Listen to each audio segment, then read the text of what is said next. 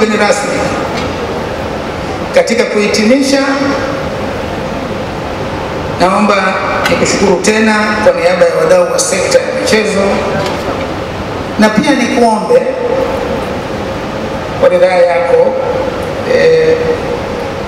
upokee tuzo maalum ya pongezi kwa niaba ya Mheshimiwa Rais, ikiwa ni ishara ya shukurani kutoka kwa wadau wa sekta ya michezo kwa makubwa ambayo anayafanyia nchi yetu. Na pia naomba upokee tuzo maalum kwa ajili yako wewe mwenyewe kwa kuwa mgeni rasmi na pia kwa kushughulikia na kufanya kila linalowezekana kuchagiza maendeleo ya michezo nchini. Tunakushukuru sana. Baada ya kusema hayo, Mheshimiwa